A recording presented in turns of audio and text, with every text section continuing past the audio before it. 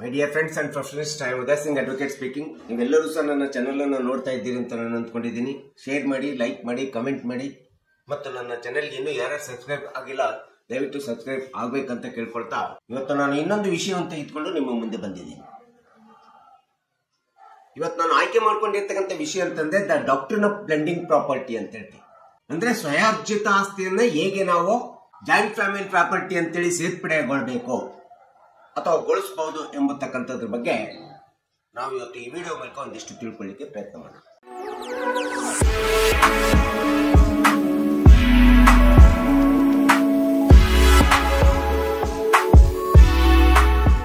ಇವತ್ತು ಕಂಪಲ್ಸರಿ ಲಾ ಬಂದಿದೆ, ಸಹಭಾಗಿತ್ವ ಕಾಯ್ದೆ ಬಂದಿರತಕ್ಕಂಥದ್ದು ನಿಮ್ಗೆಲ್ಲರಿಗೂ ಗೊತ್ತಿದೆ.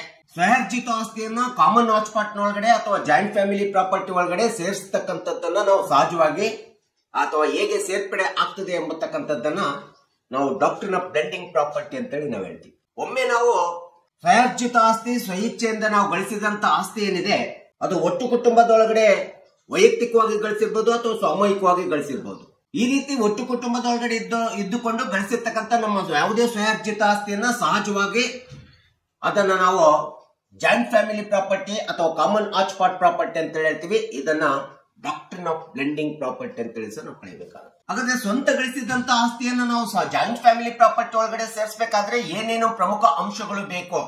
ಮೊಟ್ಟ ಮೊದಲನೇದಾಗಿ ಸ್ವಯಾರ್ಜಿತ ಆಸ್ತಿಯನ್ನ ಸ್ವಇಚ್ಛೆಯಿಂದ ಒಟ್ಟು ಕುಟುಂಬದ ಆಸ್ತಿ ಅಂತೇಳಿ ನಾವು ಪರಿಗಣಿಸಬೇಕಾಗುತ್ತೆ ಅಥವಾ ಜಾಯಿಂಟ್ ಫ್ಯಾಮಿಲಿ ಪ್ರಾಪರ್ಟಿ ಅಂತೇಳಿ ಪರಿಗಣಿಸಬೇಕಾಗುತ್ತೆ. ಇದು ಮೊಟ್ಟ ಮೊದಲನೇ ನಿಯಮ. ಇನ್ನು ಸ್ವಯಾರ್ಜಿತ ಆಸ್ತಿಯನ್ನ ನಾವು ಸೇರ್ಪಡೆಗೊಳಿಸಬೇಕಾದ್ರೆ ಒಟ್ಟು ಕುಟುಂಬದೊಳಗಡೆ ಸೇರ್ಪಡೆಗೊಳಿಸಬೇಕಾದ್ರೆ ಅದರಲ್ಲಿ ಯಾವುದೇ ಮೋಸ ಇರಬಾರ್ದು, ವಂಚನೆ ಇರಬಾರ್ದು, ಒತ್ತಾಯ ಇರಬಾರ್ದು, ಫ್ರಾಡ್ ಇರಬಾರ್ದು, ಕೊಯರ್ಷನ್ ಇರಬಾರ್ದು ಅಥವಾ ಯಾವುದೇ ವಿಧವಾದಂತ ಕಡ್ಡಾಯ ಇರಬಾರ್ದು. ಇದು ಎರಡನೇ ಒಂದು ಅತಿ ಪ್ರೇಮ ನಿಯಮ ಆಗ್ತದೆ. ಇನ್ನು ಮೂರನೇದಂತಂದ್ರೆ ಸ್ವಯಾರ್ಜಿತವಾಗಿ ಗಳಿಸಿದಂತ ಆಸ್ತಿಯನ್ನ ಒಟ್ಟು ಕುಟುಂಬದೊಳಗಡೆ ಇದ್ದು ಗಳಿಸಿದ್ರೆ ಅದನ್ನ ಸಹಜವಾಗಿ ಡಾಕ್ಟ್ರಿನ್ ಆಫ್ ಬ್ಲೆಂಡಿಂಗ್ ಪ್ರಾಪರ್ಟಿ ಅಥವಾ ಜಾಯಿಂಟ್ ಫ್ಯಾಮಿಲಿ ಪ್ರಾಪರ್ಟಿ ಅಂತೇಳಿ ನಾವು ಪರಿಗಣಿಸಬೇಕಾಗುತ್ತೆ. ಅಲ್ಲಿ ನನ್ನ ಸ್ವಯಾರ್ಜಿತ ಆಸ್ತಿ ಎಂಬತಕ್ಕಂಥ ಕಲ್ಪನೆ ಸಹ ಬರೋದಿಲ್ಲ. ಸೊ ಹೀಗೆ ಯಾವುದೇ ಒಂದು ಸ್ವಂತ ಗಳಿಸಿದಂತ ಆಸ್ತಿ ಒಟ್ಟು ಕುಟುಂಬದೊಳಗೆ ಇಟ್ಕೊಂಡು ಗಳಿಸಿದಂತ ಆಸ್ತಿ ಅದನ್ನ ನಾವು ಆನ್ಸೆಸ್ಟ್ರಲ್ ಪ್ರಾಪರ್ಟಿ ಅಂತ ಹೇಳಿ ಕರಿತೀವಿ, ಕಾಮನ್ ಹಾಟ್ಸ್ಪಾಟ್ ಪ್ರಾಪರ್ಟಿ ಅಂತೇಳಿ ಕರಿತೀವಿ ಅಥವಾ ಜಾಯಿಂಟ್ ಫ್ಯಾಮಿಲಿ ಪ್ರಾಪರ್ಟಿ ಅಂತ ಹೇಳಿ ಕರೆದು ಏನು ಒಟ್ಟು ಕುಟುಂಬದೊಳಗಡೆ ಎಲ್ಲ ಕೋಪಾರ್ಟ್ನರ್ಸ್ ಅಂತೇಳಿ ಇರ್ತಾರೆ ಆ ಎಲ್ಲ ಕೋಪಾರ್ಟ್ನರ್ಸ್ಗೂ ಸಹ ಸಮಾನವಾದಂತ ಹಕ್ಕು ಈ ಒಂದು ಡಾಕ್ಟ್ರಿನ್ ಆಫ್ ಬ್ಲೆಂಡಿಂಗ್ ಪ್ರಾಪರ್ಟಿ ಒಳಗಡೆ ಇರ್ತದೆ ಎಂಬತಕ್ಕಂಥದ್ದನ್ನ ಸ್ಪಷ್ಟವಾಗಿ ಕಾನೂನು ಹೇಳ್ತದೆ. ಅದು ಸಮಾನವಾದಂತ ಹಕ್ಕು, ಈಕ್ವಲ್ ಶೇರ್, ಸಮಾನವಾದಂತ ಪಾಲು ಇರ್ತದೆ ಎಂಬತಕ್ಕಂಥದ್ದನ್ನ ಕಾನೂನು ಸ್ಪಷ್ಟವಾಗಿ ಹೇಳ್ತದೆ. ಮತ್ತು ಈ ರೀತಿಯಾದಂತ ಡಾಕ್ಟ್ರಿನ್ ಆಫ್ ಬ್ಲೆಂಡಿಂಗ್ ಪ್ರಾಪರ್ಟಿಯನ್ನ ಕಾನೂನುಬದ್ಧವಾಗಿ ಕಾಯ್ದೆಬದ್ಧವಾಗಿ ನಾವು ಜಾಯಿಂಟ್ ಫ್ಯಾಮಿಲಿ ಪ್ರಾಪರ್ಟಿ ಅಂತ ಕನ್ಸಿಡರೇಷನ್ ಮಾಡಿ ಅದನ್ನು ವರ್ಗಾವಣೆ ಕೂಡ ಮಾಡಬಹುದು ಒಬ್ಬರಿಂದ ಇನ್ನೊಬ್ಬರಿಗೆ. ಒಂದು ಕುಟುಂಬದೊಳಗಡೆ ಒಬ್ಬ ನೌಕರಿ ಮಾಡ್ತಾ ಇರ್ತಾರೆ, ಎಲ್ಲ ಕುಟುಂಬದ ಒಟ್ಟು ಕೂಡ ಕುಟುಂಬ ವಾಸಿಸ್ತಾ ಇರ್ತದೆ. ಆ ನೌಕರಿ ಮಾಡಿ ತಾನೇನಾದ್ರೂ ಆ ಕುಟುಂಬದ ಒಳಗಡೆ ಒಟ್ಟು ಕುಟುಂಬದ ಒಳಗಡೆ ಆಸ್ತಿಯನ್ನು ಗಳಿಸಿದ್ರೆ, ಒಂದೇ ಸೂರಿನ ಅಡಿಯಲ್ಲಿ ಬದುಕಿದ್ರೆ ಅಂತ ಸಂದರ್ಭದಲ್ಲಿ ತಾವು ಗಳಿಸಿದಂತ ಸ್ವಯಾರ್ಜಿತ ಆಸ್ತಿಯು ಸಹ ಜಾಯಿಂಟ್ ಫ್ಯಾಮಿಲಿ ಪ್ರಾಪರ್ಟಿ ಆಗುತ್ತೆ. ಅದು ಒಟ್ಟು ಕುಟುಂಬದ ಆಸ್ತಿ ಆಗುತ್ತೆ. ಅದರೊಳಗಡೆ ಎಲ್ಲರಿಗೂ ಸಮಾನವಾದಂತ ಪಾಲುಗಾರಿಕೆ ಇರ್ತದೆ ಎಂಬತಕ್ಕಂಥದ್ದನ್ನು ನಾವು ನೋಡ್ಬೇಕಾಗುತ್ತೆ. ಇಲ್ಲಿ ಒಂದೇ ಸೂರಿನ ಅಡಿಯೊಳಗಡೆ ಬದುಕಿರುವಾಗ ಎಂಬತಕ್ಕಂಥದ್ದು ಬಹಳ ಮಹತ್ವ ಕೊಡುವುದಂತ. ಅಷ್ಟೇ ಅಲ್ಲದೆ ಒಟ್ಟು ಕುಟುಂಬದಲ್ಲಿ ಬಿಟ್ಟು ಯಾವುದೇ ಸ್ವಯಾರ್ಜಿತ ಆಸ್ತಿ ಗಳಿಸಿಕೊಂಡು ಆ ಒಂದು ಸ್ವಯಾರ್ಜಿತ ಆಸ್ತಿ ಗಳಿಸಿದಂತ ಸ್ವಯಾರ್ಜಿತ ಆಸ್ತಿ ಮನೆ ಇರ್ಬೋದು, ಸೈಟ್ ಇರ್ಬೋದು, ಭೂಮಿ ಇರ್ಬೋದು, ಯಾವುದೇ ಇರ್ಬೋದು, ಅದನ್ನ ಒಟ್ಟು ಕುಟುಂಬದ ಆದಾಯ ಅಂತೇಳಿ ಬಳಸ್ಕೊಳ್ತಾ ಬಂದಾಗ, total family sources of income ಅಂತೇಳಿ ಬಳಸ್ಕೊಳ್ತಾ ಬಂದಂತ ಸಂದರ್ಭದೊಳಗಡೆ ಅಂತ ಒಂದು ಸ್ವಯಾರ್ಜಿತ ಆಸ್ತಿನೂ ಸಹ ಜಾಯಿಂಟ್ ಫ್ಯಾಮಿಲಿ ಪ್ರಾಪರ್ಟಿ ಅಂತೇಳಿ ಸೇರ್ಪಡೆ ಆಗುತ್ತೆ. ಈ ರೀತಿ ಸೇರ್ಪಡೆ ಆಗತಕ್ಕಂಥದ್ದೇ ಡಾಕ್ಟ್ರಿನ್ ಆಫ್ ಬ್ಲೆಂಡಿಂಗ್ ಪ್ರಾಪರ್ಟಿ ಅಂತ ಹೇಳ್ತೀವಿ. ಅಲ್ಲಿ ಸ್ವಯಾರ್ಜಿತ ಆಸ್ತಿ ಎಂಬತಕ್ಕಂಥದ್ದು ಅಸ್ತಿತ್ವ ಹೋಗ್ಬಿಡ್ತದೆ. ಹೀಗೆ ಸ್ವಯಾರ್ಜಿತ ಆಸ್ತಿ ಒಳಗಡೆ ಅದು ವ್ಯಕ್ತಿ ಗಳಿಸಿರ್ಲಿ, ಒಬ್ಬ ವ್ಯಕ್ತಿ ಗಳಿಸಿರ್ಲಿ, ಇಡೀ ಕುಟುಂಬದ ಎಲ್ಲರೂ ಸದಸ್ಯರು ಸೇರ್ಕೊಂಡು ಗಳಿಸಿದಂತ ಆಸ್ತಿ ಯಾವುದೇ ಕುಟುಂಬದ ಸದಸ್ಯರ ಒಂದು ತಕರಾರು ಅಥವಾ ಅಬ್ಜೆಕ್ಷನ್ ಇಲ್ಲ ಅಂತೇಳಿ ಅಂದಂತ ಸಂದರ್ಭದೊಳಗಡೆ ಅದೆಲ್ಲದನ್ನು ಕೂಡ ಜಾಯಿಂಟ್ ಫ್ಯಾಮಿಲಿ ಪ್ರಾಪರ್ಟಿ ಅಂತೇಳಿ ನಾವು ಹೇಳ್ಬೇಕಾಗುತ್ತೆ ಅಥವಾ ಇದನ್ನು ನಾವು ಬ್ಲೆಂಡಿಂಗ್ ಪ್ರಾಪರ್ಟಿ ಅಂತೇಳಿ ನಾವು ಹೇಳ್ಬೇಕಾಗುತ್ತೆ. ಸೊ ಇಂಥ ಒಂದು ಬ್ಲೆಂಡಿಂಗ್ ಪ್ರಾಪರ್ಟಿ ಒಳಗಡೆ ಕುಟುಂಬದ ಸದಸ್ಯರ ಯಾವುದೇ ಒಂದು ಹಸ್ತಕ್ಷೇಪ ಇಲ್ಲದೆ ಇರತಕ್ಕಂಥದ್ದು ಸಹ ನಾವು ಕಂಡುಕೊಳ್ತೀವಿ. ಹಾಗಾದ್ರೆ ಇಂಥ ಒಂದು ಬ್ಲೆಂಡಿಂಗ್ ಪ್ರಾಪರ್ಟಿ ಅಂತೇಳಿ ನಾವು ಪರಿಗಣಿಸಬೇಕಾದ್ರೆ ಸ್ವಯಾರ್ಜಿತ ಆಸ್ತಿಯನ್ನ ಜಾಯಿಂಟ್ ಫ್ಯಾಮಿಲಿ ಪ್ರಾಪರ್ಟಿ ಅಂತೇಳಿ ಪರಿಗಣಿಸಬೇಕಾದ್ರೆ ಏನೇನು ನಿಯಮಗಳು ಬೇಕು, ನಿಬಂಧನೆಗಳು ಬೇಕು ಅಂತೇಳಿ ನಾವು ನೋಡ್ತಾ ಹೋದ್ರೆ ಮೊಟ್ಟ ಮೊದಲನೇದಾಗಿ ಯಾರು ಸ್ವಯಾರ್ಜಿತ ಆಸ್ತಿಯನ್ನು ಗಳಿಸಿರ್ತಾರೆ ಅವರು ಸ್ವಇಚ್ಛೆಯಿಂದ ಜಾಯಿಂಟ್ ಫ್ಯಾಮಿಲಿ ಪ್ರಾಪರ್ಟಿ ಅಂತೇಳಿ ಪರಿಗಣಿಸಬೇಕಾಗುತ್ತೆ. ಇದು ಬಹಳ ಪ್ರಮುಖವಾದಂತ ನಿಬಂಧನೆ. ಎರಡನೇದು, ತಾವು ಗಳಿಸಿದಂತ ಆಸ್ತಿಯ ಮೇಲೆ ತನ್ನ ಮಾಲೀಕತ್ವ ಇಲ್ಲ ಎಂಬತಕ್ಕಂಥ ಸ್ಪಷ್ಟವಾದಂತ ಉದ್ದೇಶವನ್ನ, ಇಚ್ಛೆಯನ್ನ ಹೊಂದಿರಬೇಕಾಗುತ್ತೆ. ಆಗ ಮಾತ್ರ ಅದನ್ನ ಜಾಯಿಂಟ್ ಫ್ಯಾಮಿಲಿ ಪ್ರಾಪರ್ಟಿ ಅಂತೇಳಿ ಡಾಕ್ಟ್ರಿನ್ ಆಫ್ ಬ್ಲೆಂಡಿಂಗ್ ಪ್ರಾಪರ್ಟಿ ಅಂತೇಳಿ ಪರಿಗಣಿಸಬೇಕಾಗುತ್ತೆ. ಇದು ಎರಡನೇ ಒಂದು ಅತಿ ನಿಬಂಧನೆ.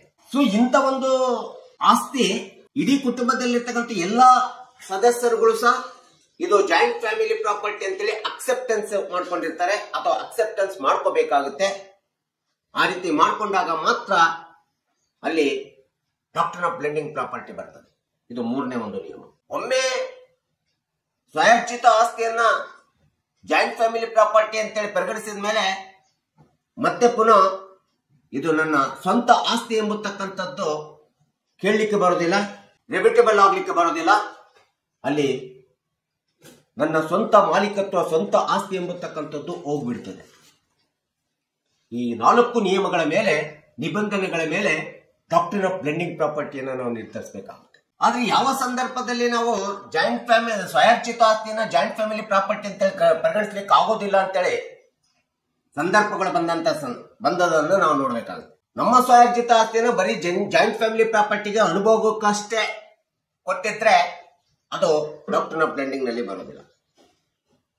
ಮತ್ತು ಹಣದ ಮೂಲಕವಾಗಿ ಆರ್ಥಿಕ ಸಹಾಯದಿಂದ, ಆರ್ಥಿಕ ಆದಾಯದಿಂದ ನಾವೇನಾದ್ರೂ ಒಟ್ಟು ಕುಟುಂಬಕ್ಕೆ ಸಹಾಯ ಮಾಡ್ತಿದ್ವಿ ನಮ್ಮ ಸ್ವಯಾರ್ಜಿತ ಆಸ್ತಿಯಿಂದ ಅಂತಂದ್ರೆ ಆಗ ನಮ್ಮ ಆ ಸ್ವಯಾರ್ಜಿತ ಆಸ್ತಿ ಡಾಕ್ಟ್ರಿನ್ ಆಫ್ ಬ್ಲೆಂಡಿಂಗ್ ನಲ್ಲಿ ಬರೋದಿಲ್ಲ. ಇದು ಎರಡನೇ ಅಂಶ. ಮತ್ತು ಯಾವುದೇ ಒಂದು ಸ್ವಯಾರ್ಜಿತ ಆಸ್ತಿಯನ್ನ ನಮ್ಮ ಹೆಸರಿನ ಮೇಲೆ ಕೊಂಡ್ಕೊಂಡ್ಬಿಟ್ಟು ನಾವೇ ಮಾಲೀಕತ್ವವನ್ನು ಇಟ್ಕೊಂಡ್ಬಿಟ್ಟು ಅದನ್ನ ನಾವೇ ಅನುಭವಿಸ್ತಾ ಇದ್ದು ಅದರಲ್ಲಿ ಬರುವಂತ ಆದಾಯವನ್ನ ನಾವೇನಾದ್ರೂ ಒಟ್ಟು ಕುಟುಂಬಕ್ಕೆ ಖರ್ಚು ಮಾಡ್ತಾ ಇದ್ರೆ, ವೆಚ್ಚ ಮಾಡ್ತಾ ಇದ್ರೆ, ಹಾಗೆ ನಮ್ಮ ಹೆಸರಿನ ಮೇಲೆ ಇದ್ದಂತ ಮನೆ ಇರ್ಬೋದು, ಸೈಟ್ ಇರ್ಬೋದು, ಭೂಮಿ ಇರ್ಬೋದು, ಅದನ್ನ ನಾವು blending property, joint family property ಅಂತ ಹೇಳಿ ಪರಿಗಣಿಸಲಿಕ್ಕೆ ಸಾಧ್ಯ ಇಲ್ಲ. ಅದು ಯಾಕಂದ್ರೆ ನಮ್ಮ ಸ್ವಂತ ಹೆಸರಿನ ಮೇಲೆ ಇರ್ತದೆ. ಸೊ ಇಂಥ ಒಂದು ಡಾಕ್ಟ್ರಿನ್ ಆಫ್ ಬ್ಲೆಂಡಿಂಗ್ ಪ್ರಾಪರ್ಟಿ ಇಂದ ಆಗುವಂತ ಪರಿಣಾಮಗಳೇನು, ಕಾನ್ಸಿಕ್ವೆನ್ಸಸ್ ಏನಂತೇಳಿ ನೋಡ್ತಾ ಹೋದ್ರೆ, ಮೊಟ್ಟ ಮೊದಲನೇದಾಗಿ ಯಾವಾಗ ನಮ್ಮ ಸ್ವಯಾರ್ಜಿತ ಆಸ್ತಿ ಜಾಯಿಂಟ್ ಫ್ಯಾಮಿಲಿ ಪ್ರಾಪರ್ಟಿ ಅಂತ ಹೇಳಿ ಪರಿಗಣಿಸಿ ಅಲ್ಲಿ ನಮ್ಮ ಮಾಲೀಕತ್ವ ಹೋಗ್ತದೆ. ಇದು ಮೊದಲನೇ ಪರಿಣಾಮ.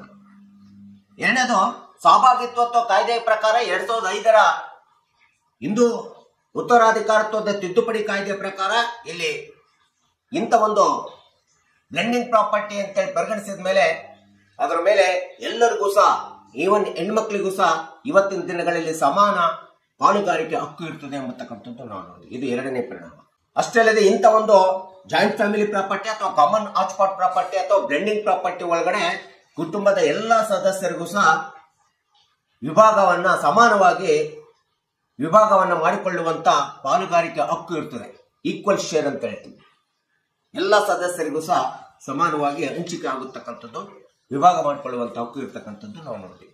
ಈ ರೀತಿಯಾದಂತಹ ಒಂದು 4 ಪರಿಣಾಮಗಳು ಈ ಒಂದು ಡಾಕ್ಟ್ರಿನ್ ಆಫ್ ಬ್ಲೆಂಡಿಂಗ್ ಪ್ರಾಪರ್ಟಿಯಲ್ಲಿ ನಾವು ನೋಡಬೇಕಾಗುತ್ತೆ. ಹಾಗಾದ್ರೆ ಯಾವ ಒಂದು ಪ್ರಾಪರ್ಟಿಯನ್ನ it cannot be permitted as an blending property ಅಂತೇಳಿ ಬಂದಾಗ ಅತಿ ಪ್ರಮುಖವಾದಂತ ಅಂಶಗಳಂತಂದ್ರೆ, ಒಂದನೇದು ಫಿಮೇಲ್ ಅಥವಾ ಮಹಿಳೆಯರು ಗಳಿಸಿರ್ತಕ್ಕಂಥ ಸ್ವಯಾರ್ಜಿತ ಆಸ್ತಿ ಮೇಲೆ ಮಹಿಳೆಯರೇ ಸಪರೇಟ್ ಆಗಿ ನೌಕರಿ ಮಾಡಿ ಅಥವಾ ಏನೋ ದುಡ್ಡು ಗಳಿಸಿರ್ತಕ್ಕಂಥ ಆಸ್ತಿ ಮೇಲೆ ನಾವು ಅದನ್ನ ಜಾಯಿಂಟ್ ಫ್ಯಾಮಿಲಿ ಪ್ರಾಪರ್ಟಿ ಅಥವಾ ಬ್ಲೆಂಡಿಂಗ್ ಪ್ರಾಪರ್ಟಿ ಅಂತೇಳಿ ಅನ್ಸ್ಕೊಳ್ಳಿಕ್ಕೆ ಸಾಧ್ಯ ಇಲ್ಲ, ಸೇರ್ಪಡಿಸ್ಲಿಕ್ಕೆ ಸಾಧ್ಯ ಇಲ್ಲ. ಇದು ಒಂದು ಅತಿ ಪ್ರಮುಖವಾದಂತ. ಇನ್ನು ಮೈನರ್ಸ್ ಪ್ರಾಪರ್ಟಿ ಅಂತ ಹೇಳ್ತದಲ್ಲ, ಸಣ್ಣ ಮಕ್ಕಳ ಹೆಸರು ಮೇಲೆ ಅವ್ರ ಮೇಲೆ ಮಾಡಿರ್ತಕ್ಕಂಥ ಯಾವುದೇ ಆಸ್ತಿಯನ್ನ ನಾವು ಬ್ಲೆಂಡಿಂಗ್ ಪ್ರಾಪರ್ಟಿಯಲ್ಲಿ ತರಲಿಕ್ಕೆ ಸಾಧ್ಯ ಇಲ್ಲ. ಇದು ಎರಡನೇ ಒಂದು ನಾಟ್ ಪರ್ಮಿಟೆಡ್. ಇನ್ನ property acquired by the illogical, illegal, against the law. ಯಾರಾದ್ರೂ ಕಾನೂನಿಗೆ ವಿರುದ್ಧವಾಗಿ, ಕಾಯ್ದೆಗೆ ವಿರುದ್ಧವಾಗಿ, ಕಾನೂನು ಬಾಹಿರವಾಗಿ ಆಸ್ತಿಯನ್ನು ಗಳಿಕೆ ಮಾಡಿದ್ರೆ ಅಂತ ಆಸ್ತಿಯನ್ನು ಸಹ ನಾವು ಬ್ಲೆಂಡಿಂಗ್ ಪ್ರಾಪರ್ಟಿ ಅಂತ ಪರಿಗಣಿಸಲಿಕ್ಕೆ ಸಾಧ್ಯ ಇಲ್ಲ ಅಥವಾ ಜಾಯಿಂಟ್ ಫ್ಯಾಮಿಲಿ ಪ್ರಾಪರ್ಟಿ ಒಳಗಡೆ ಸೇರ್ಪಡೆ ಮಾಡಲಿಕ್ಕೆ ಸಾಧ್ಯ ಇಲ್ಲ. ಸೊ ಹೀಗಾಗಿ ಈ ಒಂದು 3 ವಿಧಗಳ ಪ್ರಾಪರ್ಟಿಗಳನ್ನ ನಾವು ಬ್ಲೆಂಡಿಂಗ್ ನಲ್ಲಿ ತರಲಿಕ್ಕೆ ಆಗೋದಿಲ್ಲ. ಉದಾಹರಣೆಗೆ ರೆಫರೆನ್ಸ್ ಕೇಸ್ಗಳನ್ನ, ಈ ಒಂದು ಡಾಕ್ಟ್ರಿನ್ ಆಫ್ ಬ್ಲೆಂಡಿಂಗ್ ಪ್ರಾಪರ್ಟಿ ಬಗ್ಗೆ ಕೆಲವೊಂದು ರೆಫರೆನ್ಸ್ ಕೇಸ್ ಇದಾವೆ. ಆ ಒಂದು ರೆಫರೆನ್ಸ್ ಕೇಸ್ಗಳನ್ನ ನಾನು ಕೋಟ್ ಮಾಡ್ತಿದ್ದೀನಿ. ಅದು first one is Malleshappa Bandeppa Desai versus Mallappa AIR 1961 SC 1268 ಇದೊಂದು ಕೇಸ್ ಲಾಸ್ ಇದೆ. ಹಾಗೆ Arjun Singh versus state of Punjab AIR 1979 SC 1023 ಇದೊಂದು ಕೇಸ್ ಲಾಸ್ ಅನ್ನು ನಾವು ರೆಫರ್ ಮಾಡಬೇಕಾಗುತ್ತೆ. Next DS Lakshmaiah versus Balasubramanya AIR 2003 3800.